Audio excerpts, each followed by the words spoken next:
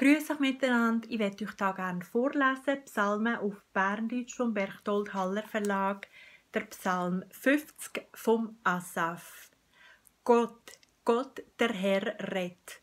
Er ruft der Erde vom Sonnenuntergang bis zu ihrem Untergang.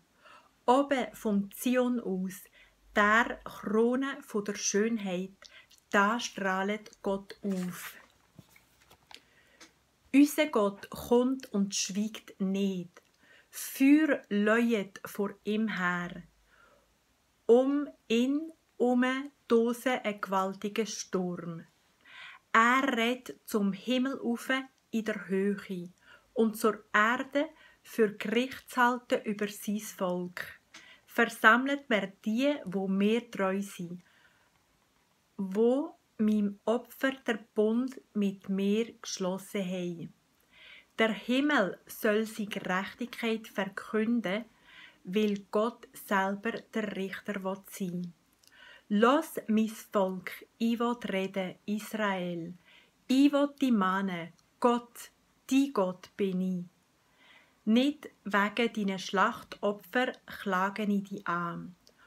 O, deine Rauchopfer sind mir ständig vor Augen.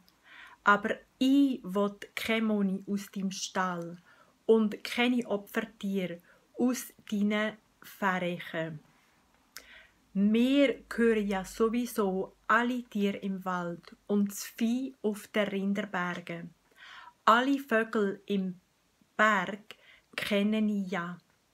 Was sich bewegt auf dem Feld, gehört alles mir. Wenn ich Hunger hat, ich sieg der's nicht. Mir gehört ja die Welt und was erfüllt. Esse ich öppe das Fleisch vom Monine oder trinke ich das Blut vom Opfertier?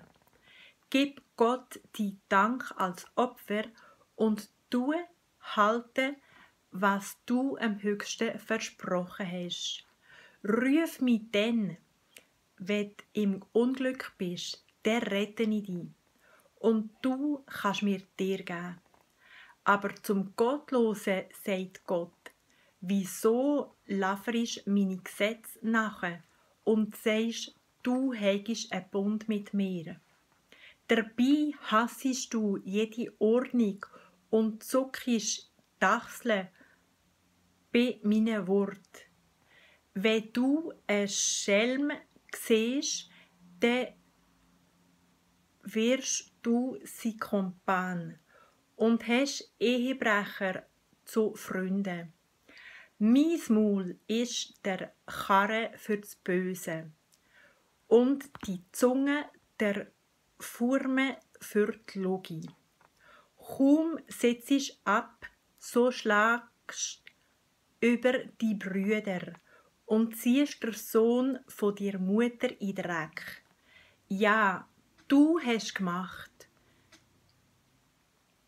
Ich habe geschwiegen dazu. Du hast gedacht, ich sei dir Meinung.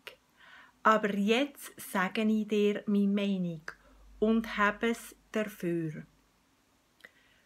Denket dran, dir, wo Gott vergessen hat, was ich nicht reissen wie eine Löwe, kann nicht